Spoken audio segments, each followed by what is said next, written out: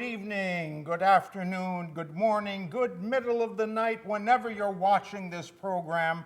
And welcome to another scintillating episode of Porch Talk. I, of course, am Paul W. Marino, and my compadre here to my left and your right is the one, and thank goodness only, oh my goodness, Eugene Michaelenko. Thank you for remembering my name. You're welcome. Try as I might to forget sometimes. All right. Nicole, could you please put the photo in front of us? There we go. Now, this is our quiz for tonight. What street is this? You can give us a call at 664-4408 with your guess, even if it's just a stab in the dark. And so please do give us a call. I will not embarrass you by asking how many hotels are in this picture. There are actually at least three. I'm sorry, at least four. But I'm not going to talk about that. What I want to know is, where is this street? I will tell you it's in North Adams, and it's a mighty old street. So please do give us a call at 664-4408. And let us know what you think. All right, Nicole, you may come back to us. Oh, I keep forgetting what we look like. Tough reminder. Yes, indeed. All right, so what I brought tonight is I brought a bunch of photos of people, and we're going to see how many of those we can get through. That is the photos, not the people. So, Nicole, let's have our first photo, please. Thank you. Now, this is a pair of unknown children, location unknown. All I know is it's somewhere in the wilds of North Adams, and they were watching the photographer. They're farm people, because that looks like a farm barbed wire fence and a barn in the back. So, and it's pretty flat. I don't see mountains in the back, so maybe it must be up. Oh no, you do see mountains in the background. They're above the mountains, so high up. You have to remember that our mountains are low as compared with other people's mountains. Well, around here, that's a horizon. That horizon is short. So they're up in a hill somewhere. This could be in Florida. This could be on. That's true. They could be up in Florida. I like their outfits. They got great hats. And next we have. This is a famous photo. These are the Johnson Grays on parade on Main Street. The building that we're looking at, actually the specific area of the building that the photographer is centered on is approximately where our Main Street bus stop is located. So that's by the old Radio Shack? Yeah, Radio Shack would be down more to the right. But this alley that you see on the right, that went back to North Adams' very first commercial stable, Kimball Livery. So the original Kimball block, not the new Kimball across the street, but the original Kimball would have been where you see those two men standing in the background. So there was a drive-through there, and then the building, the main part of the building was to the right. And Bank Street would have been just there on the left. Now, I'm assuming this is after the Civil War? No, this is before. This is before, okay. Even though It was No. just Smart's pictures up in the middle, yeah. Yes, when I'm doing one of my walks, well, when I was doing one of my walks, I like to say that that was a giant disembodied head that floated over them everywhere they went. And it was really a problem during the war because it showed the enemy right where to concentrate their fire. Ooh. But of course, it's not. That's an inset of Elisha Smart, the man that they unanimously elected to be their captain. He was quite the character, wasn't he? I think he thought he was like a trouble causer and a rowdy fellow who fought bar Yeah, fights he and- was a rowdy kind of guy, but once he was elected captain, he took a hold of himself. and he was a hero. Yeah, and he drilled them very nicely. They drilled in the streets, such as was done here. They marched down to Adams one day, South Adams, and were given a dinner. And they were given some presents, and then they rode the trolley back to North Adams. Did he die in the war? Yes, he did. I thought so. I forget what battle it was, but when the company withdrew, he was lying on the battlefield. And when the rebels came, he made the mistake of asking one of them for a drink of water. And the man grabbed Smart's own gun and shot him in the throat. Oh, what a way to go. Wow. Yeah. That's an ignominious death. Now, Johnson, that was Sylvander Johnson and Johnson's Yes. factory. Used to be on Brown Street. That's It became correct. Sprague's Brown Street plant. And his mausoleum is sort of across the street from Brown Street.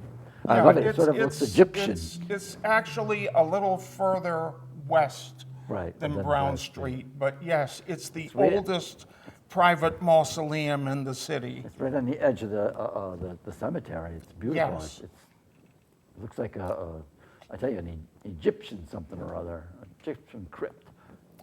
Now, here's the tricky part. They get the Johnson from Sylvander Johnson. They also named their camp after him, their bivouac, Camp Johnson. And that's because he paid for them. He sponsored them. Well, he headed a local committee that raised the money to buy them their guns and their uniforms. Oh, okay. And he did such a fine job of overseeing the fundraising and expenditure of the money that they voted unanimously to name themselves the Johnson Grays after him. Now, where does the gray come from? The color of the uniforms, I'm assuming. Yes. Yeah, for Even though- reasons entirely unknown, the local tailor who made their uniforms made them of cadet gray.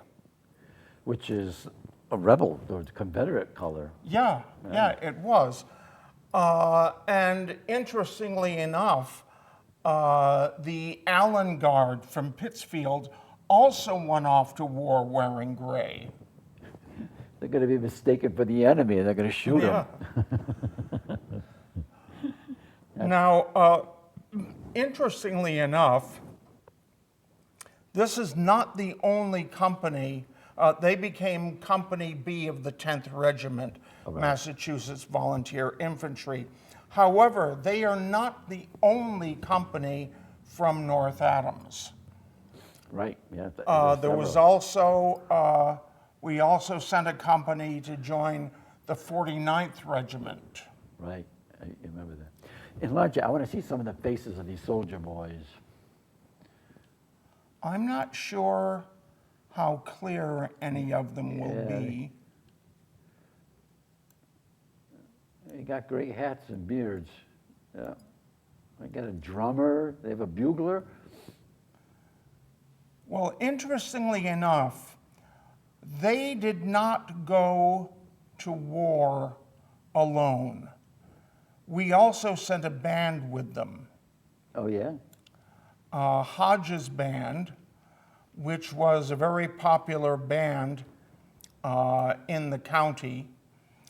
And they were the 10th Regiment's first regimental band.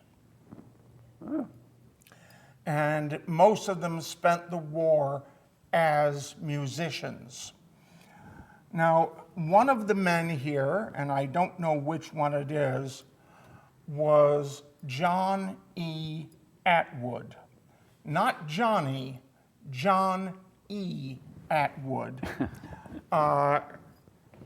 As they were going into battle at Gettysburg, he was overcome with sunstroke and was carted off to the hospital. And when he became ambulatory, he was pressed into service as a nurse. So the rest of the Grays went on without him, and he stayed there in the division hospital. And when the government decided to establish a national cemetery at Gettysburg, the governor of Massachusetts appointed 3 soldiers to be the Massachusetts Color Guard, which was purely a ceremonial thing for that. But they immediately went to Major Couch, who was the officer in charge of the region, and asked to be relieved of that duty and have it instead given to invalid soldiers from hospitals in the vicinity. John E. Atwood was one of those soldiers, and he was made color bearer. His seat was only about 20 feet from the speaker's dais. And so he sat through the 3-hour keynote address, and then through President Lincoln's original delivery of the Gettysburg Address. And then he met the president that evening at a reception, shook hands with him. And you'd think that would be the high point of the war for him. However, in his entry in the GAR War Sketches book, the highest point of the war was coming home alive.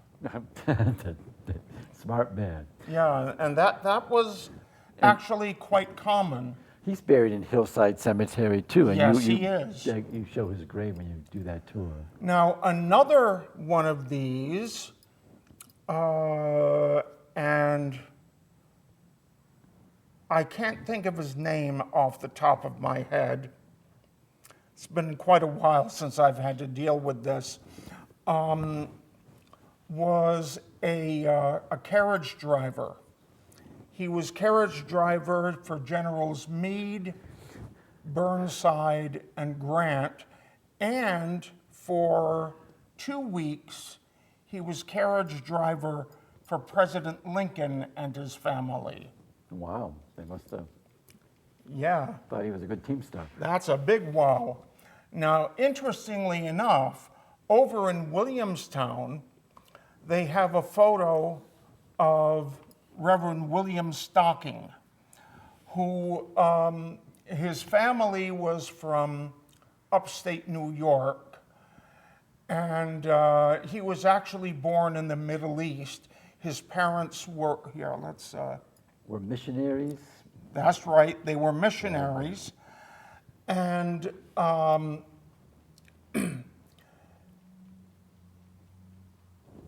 across the road from them was another family of missionaries who were from Georgia. And they were back in the US at the time the Civil War started. He and his brothers signed up and fought for the Union. And after the war, he happened to be traveling in Georgia and looked up that family. And lo and behold, a number of them had fought for the Confederacy. And lived to tell about it? Yes, and they had both been in some battles, some of the same battles, yeah, they actually and fought never against- knew it. They could have shot each other. But here's the thing.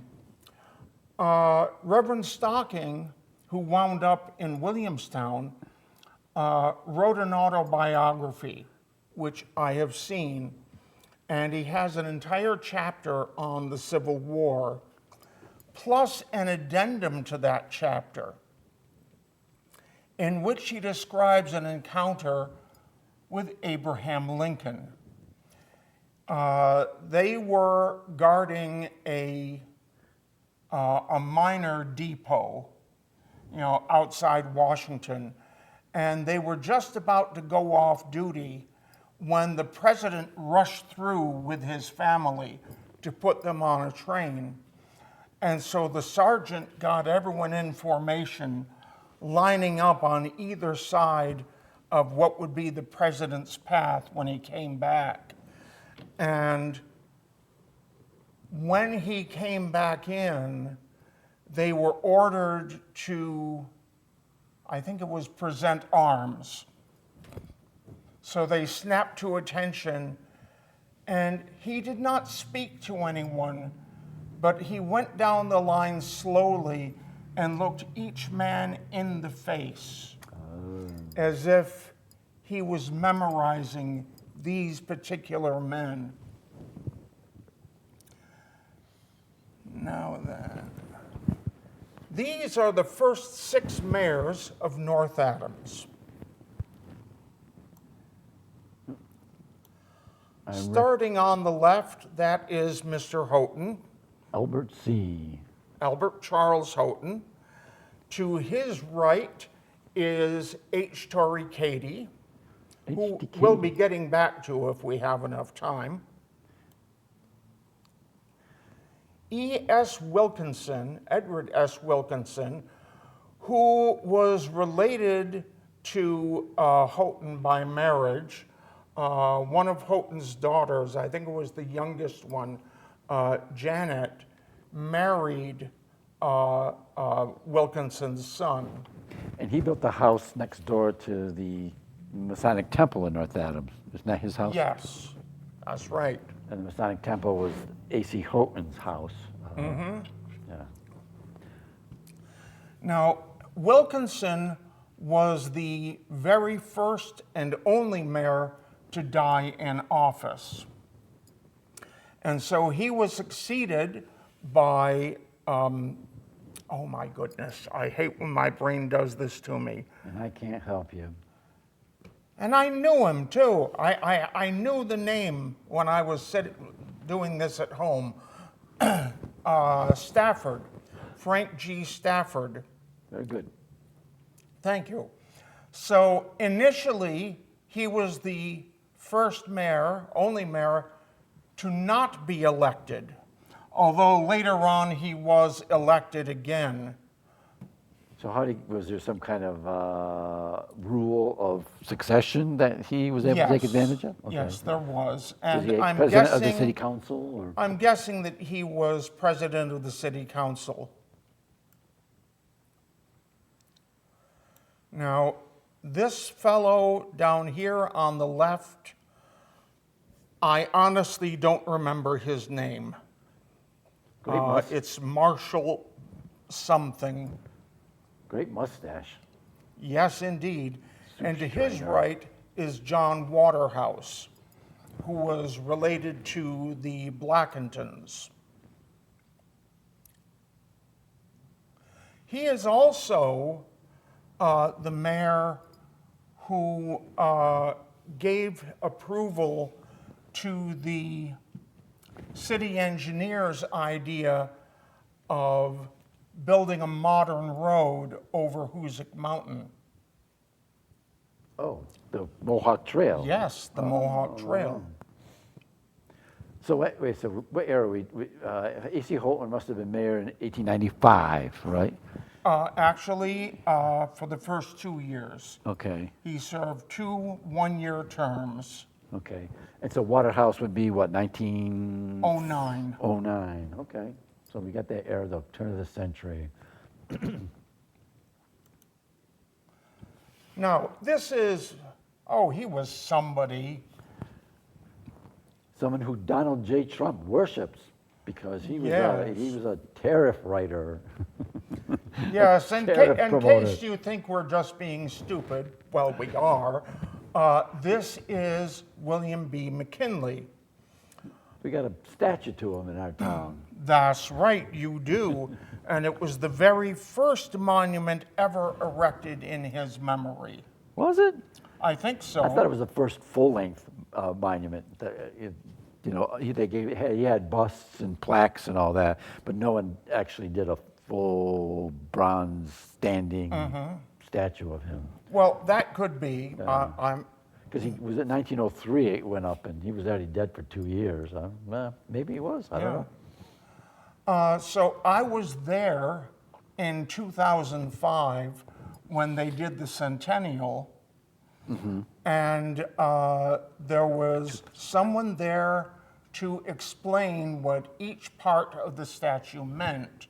The plaques are on the four sides of the Well, plaque. Yeah. not only that, but his right hand is resting on a fasces with an American flag draped on it. And of course, the fasces is a bundle of sticks, which if you try to break it, you cannot. But if you separate the individual rods, they will break individually.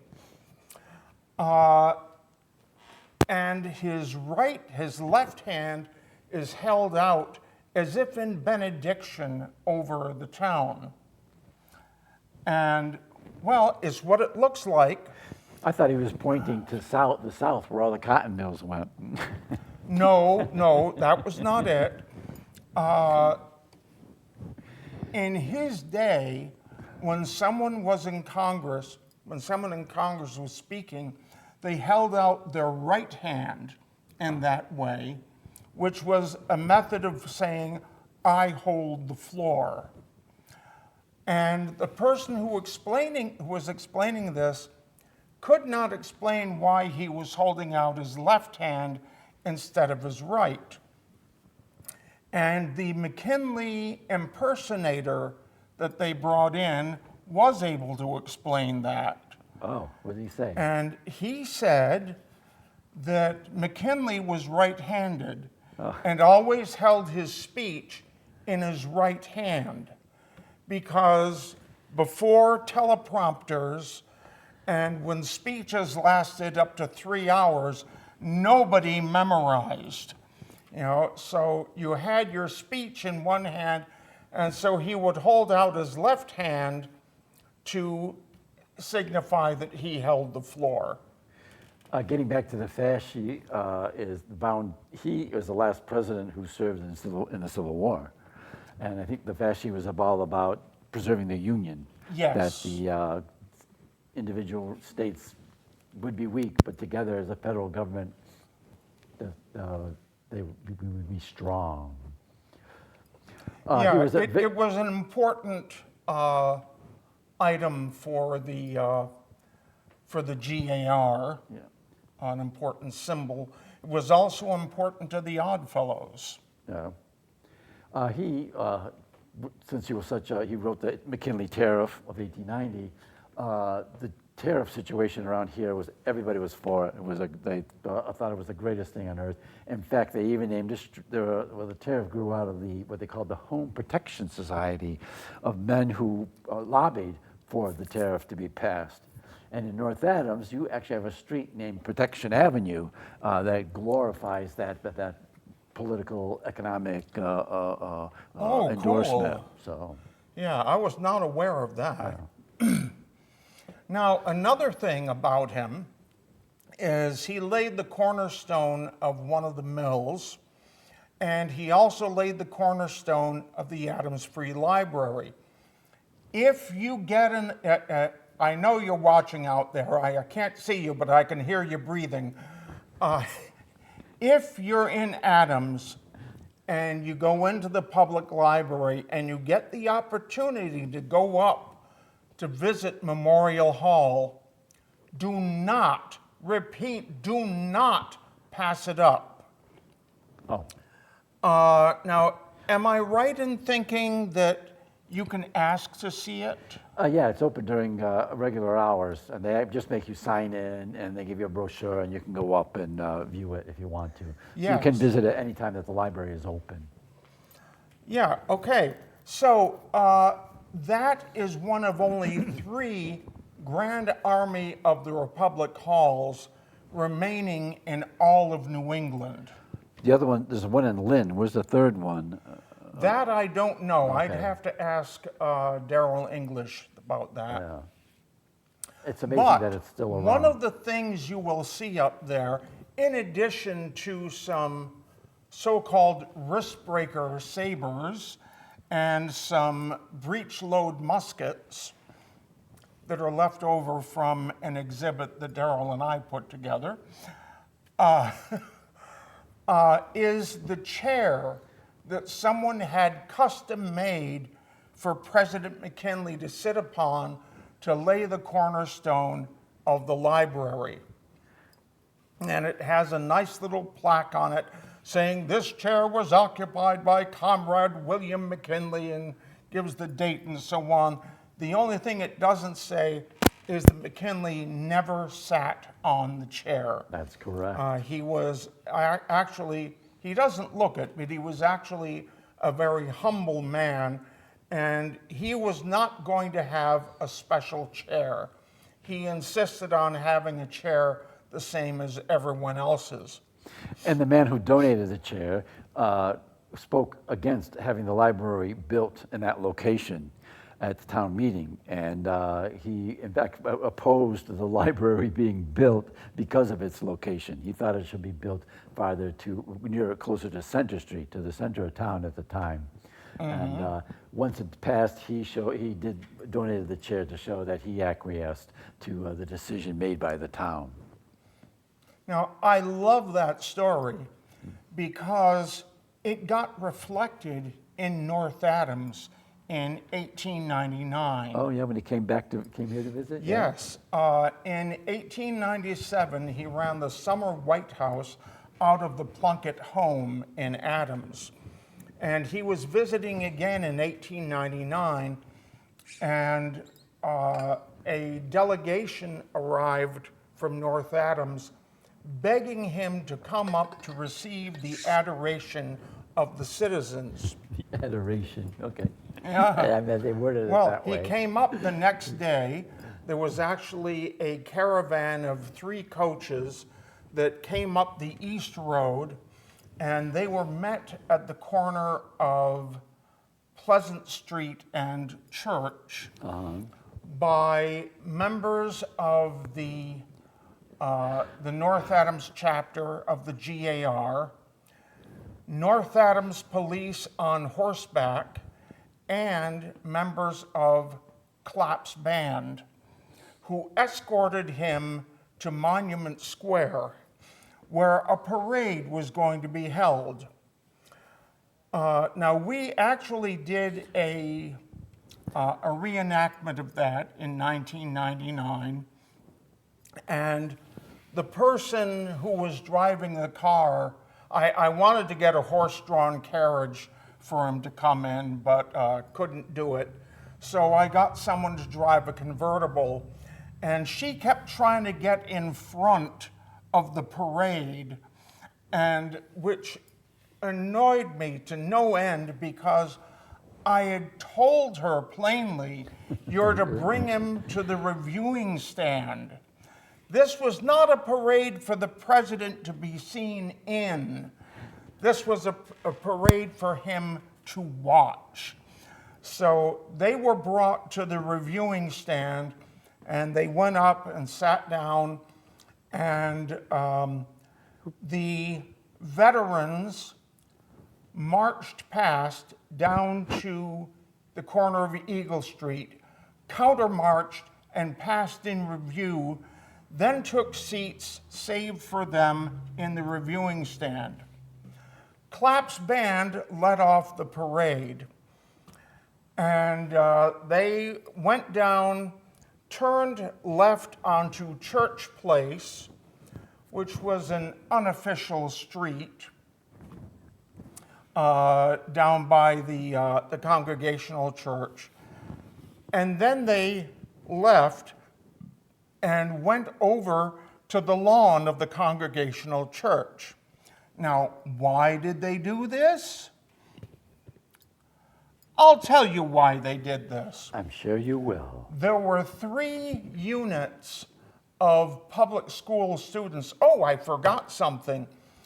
When the president went by the old library, which was a mansion on the corner of East Main and North Church, there were some boys from Drury Academy who were up on the roof, and they treated him to a doctored version of the Drury Yell. And I would give worlds to know what the Drury Yell was, because they doctored it so it would rhyme with McKinley.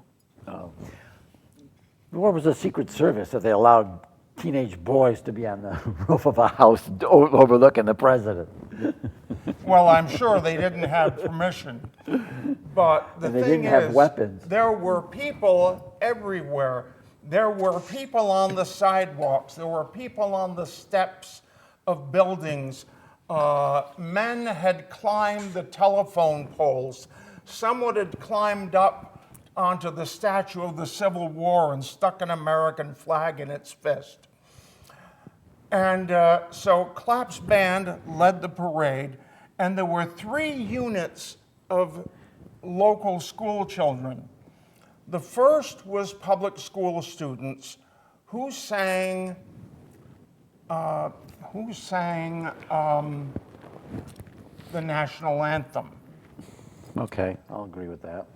Next, there was a group of parochial school students who sang Our Beautiful America.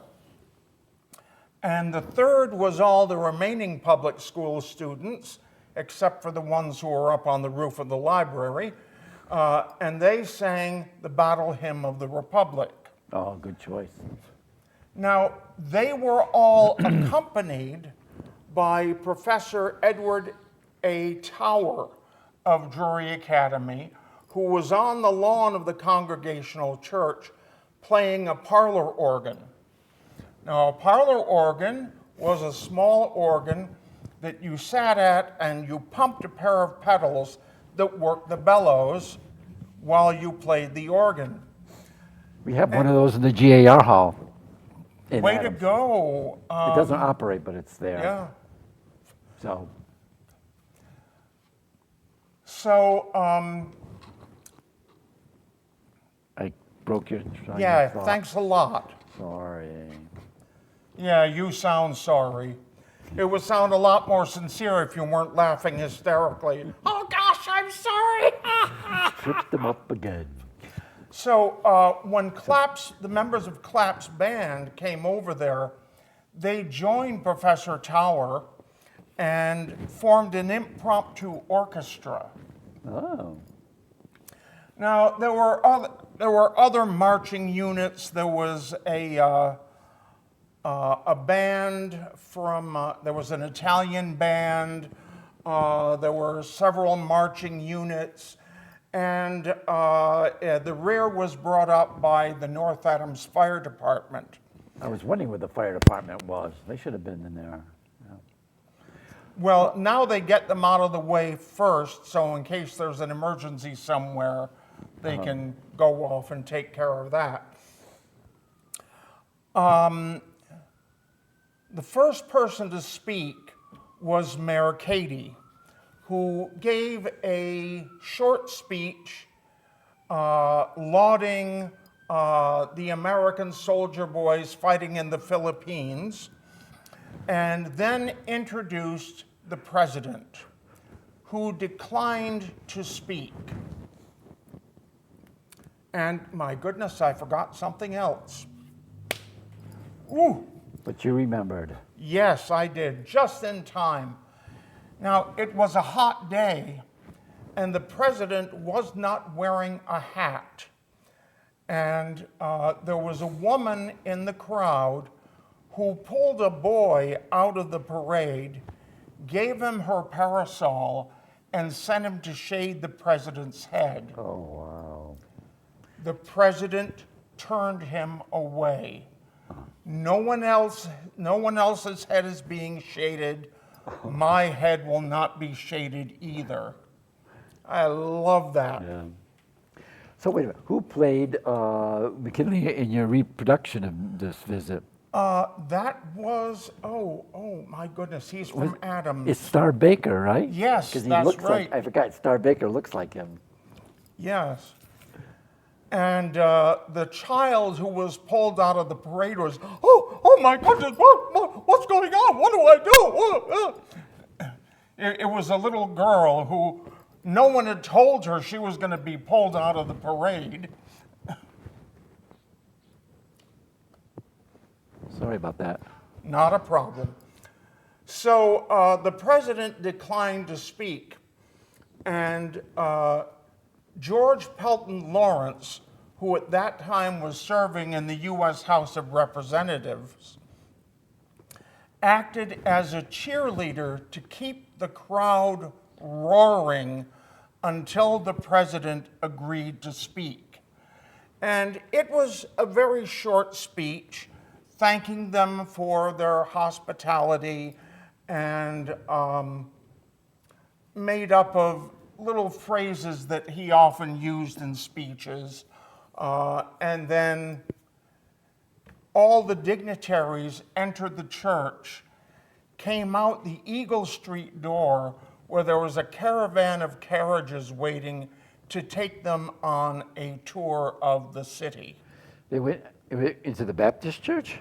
Yes. Not the Congregational, okay. Because that's where the viewing stand was, in front of the Yes, Baptist on the church. steps of the Baptist church.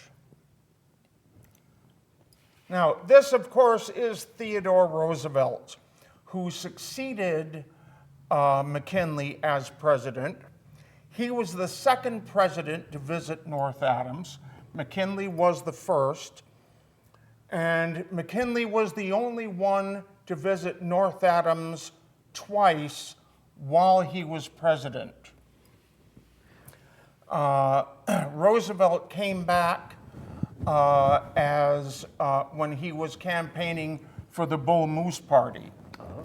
But the first time he came, he had been in Williamstown accepting an honorary degree from Williams College, and his train made a 6-minute stop at Union Depot, 6 minutes being about how long it took to prepare a train to go through the tunnel.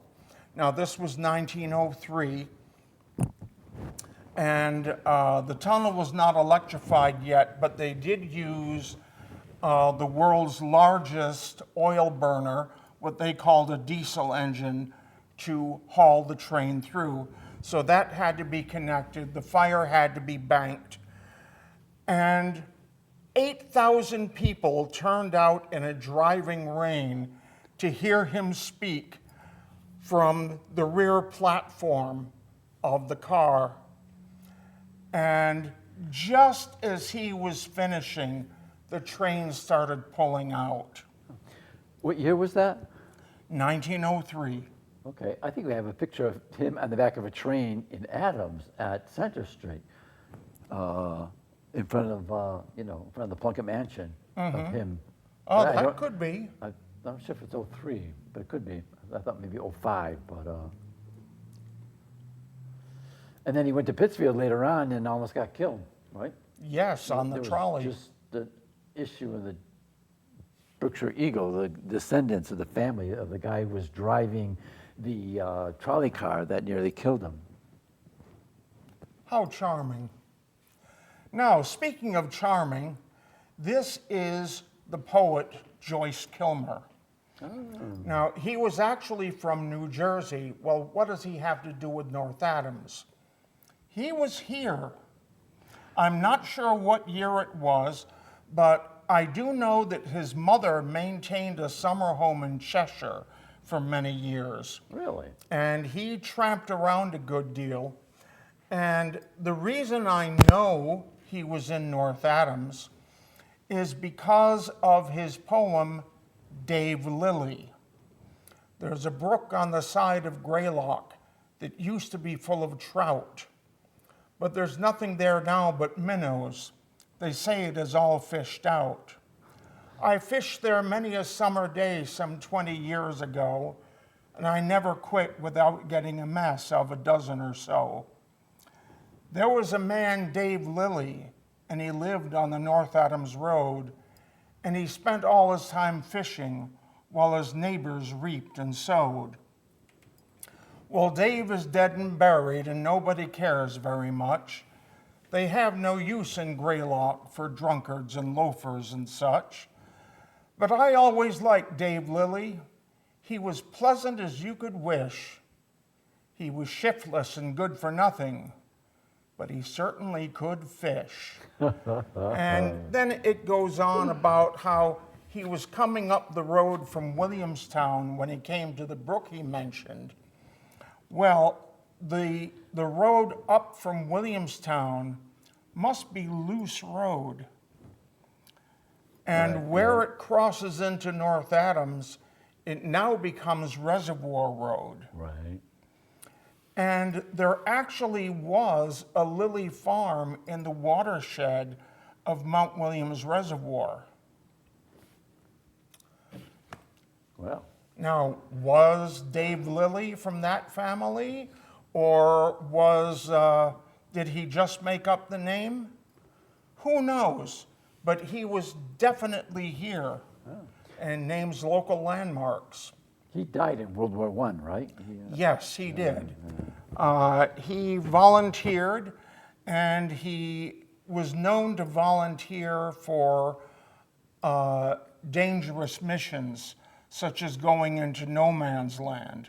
Reckless. And yes, and he was killed by a sniper. He also wrote a wonderful essay titled Holy Ireland, which is well worth reading if you can find it. You can't quote, recite the tree. How does that? What's that line? I think that I shall never see a poem as lovely as a tree. That's it. Poems are made by fools like me, but only God can make a tree. Oh, very good. But frankly, I like Dave Lilly a lot better. Now, this is another famous visitor. This, of course, as you already know, unless you don't get around much, is Babe Ruth. Babe Ruth was here in the 1930s. He was in the twilight of his career. He was playing coach for the Brooklyn Dodgers. And the Brooklyn Dodgers were hired by the Sons of Italy to play an exhibition game. It had rained heavily the night before the game, and if the field was not dry enough to play on, the Sons were going to lose their shirts because the Dodgers would have to be paid whether they played or not. And my own father was one of the men who spent the day out on Knoll Field, what's now Joe Wolf Field, with electric hair dryers, trying to make sure the field was dry enough to play on. Well, it was dry enough to play on. The Babe played 3 innings, never made contact with the ball. Really? But no one cared. He was still the Babe. Who won the game? That I don't know. Oh, okay. That my father never told me that. So they could have lost their shirt, but maybe they got their pants beat.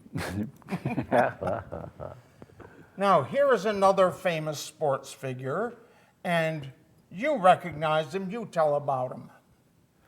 I just know that he came to North Adams to the Meadowbrook Ballroom, which used to be located, the Meadowbrook Arena actually, which used to be located at the McCann Technical High School.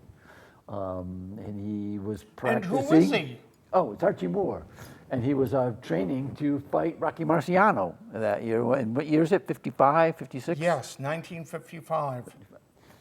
And he didn't last very long in the ring with Marciano, I'm told.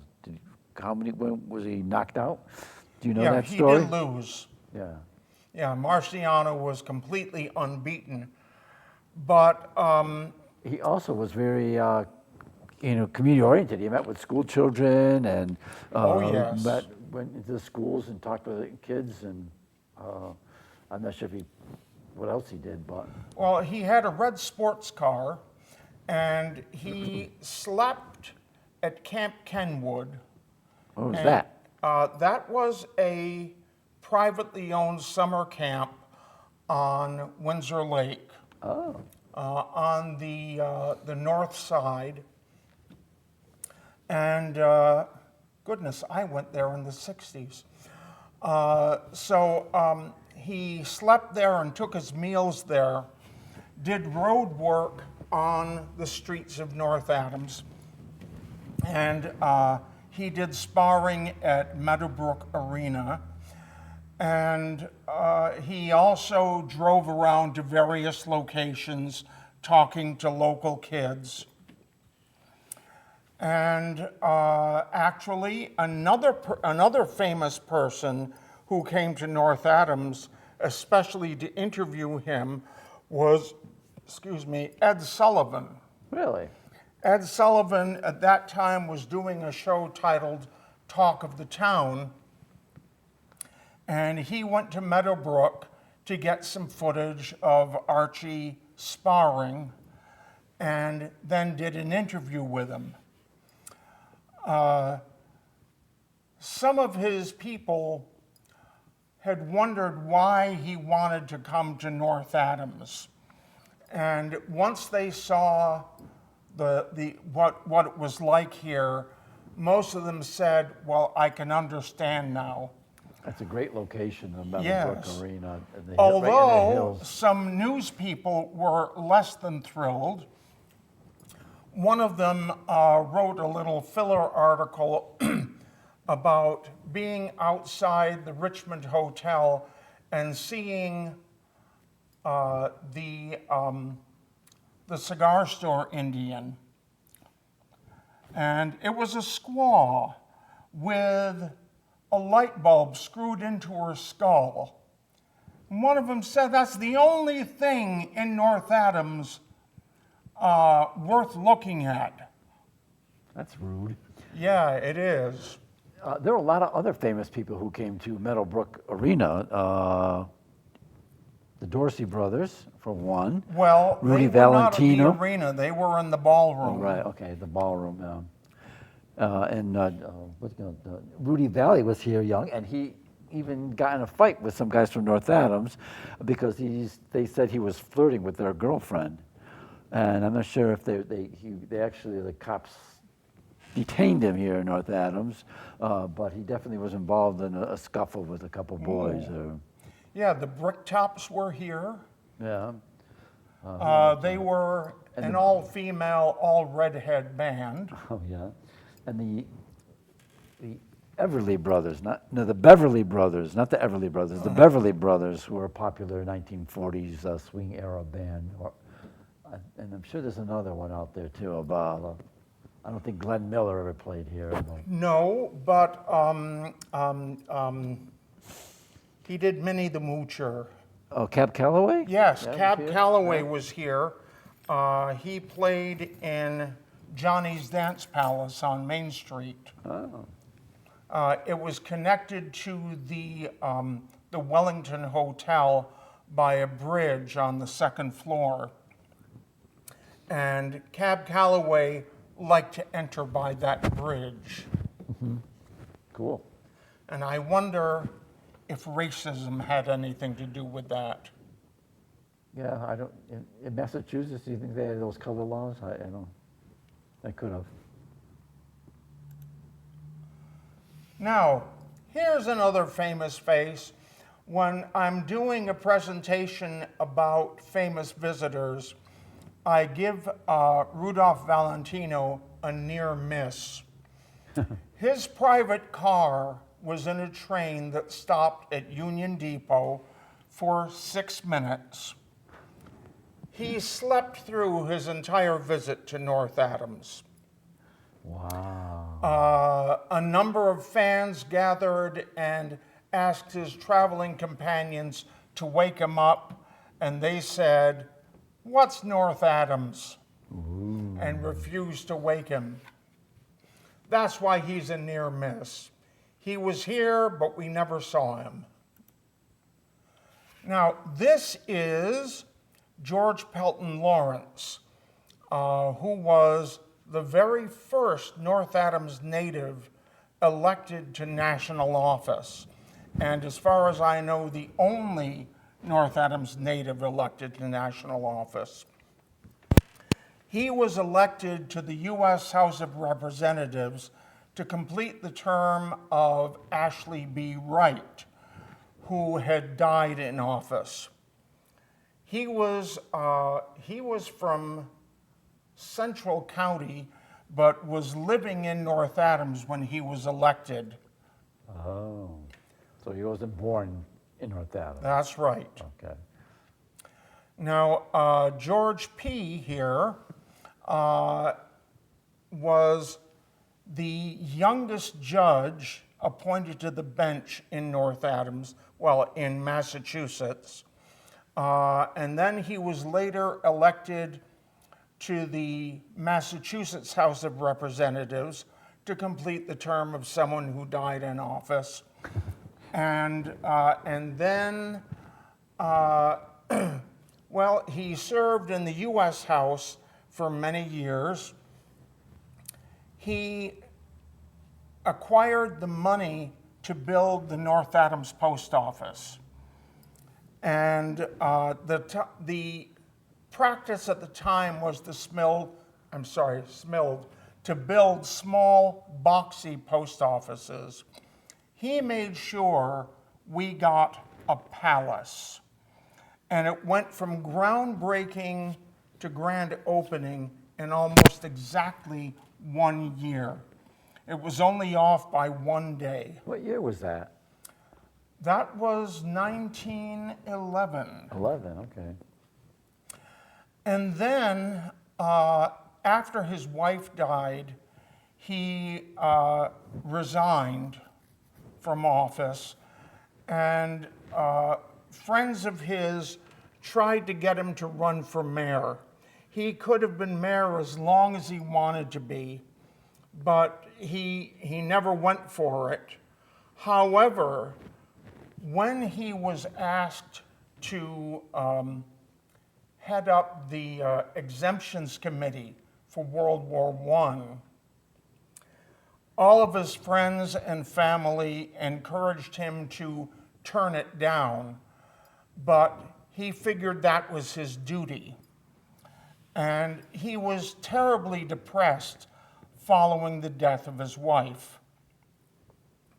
So, being head of this committee, it made him privy to every whining letter about why Johnny should be exempted from service. And finally, his in-laws brought him to Atlantic City to get some R&R. He got away from them, went back to his hotel, left a note apologizing to his friends and family, and also to the hotel for the bad press, and jumped out of his 6th floor window. Wow, what a way to go. Now, Nicole, could you put us back on, please? Thank you. We have about 3 minutes left, so I want to take another look at the photo behind us. Now, actually, you're the one who guessed it, so I'm going to let you tell it. Really? This is State Street? That's right. This is State Street. And it's looking up towards Main Street? That is correct. This Oh. is pre-1890. Take the telephone number off, please. The big bug. Thank you. Now, this building over here on the left, that is the Mansion House Hotel. Its claim to fame was that no hotel was closer to the railroad depot. Further down the street on the left was the Richmond House Hotel. And on the right, I don't know if it was still standing at that point. There was a 3-story brick building that was a hotel.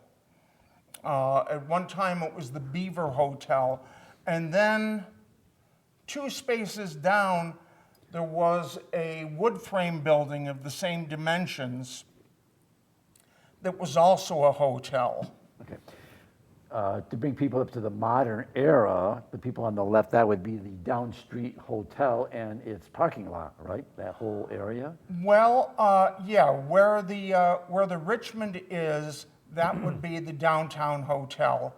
And then everything forward from there is their parking lot. And on the right side would be the fire department and the L-shaped mall. Yes. Bargain shopper and...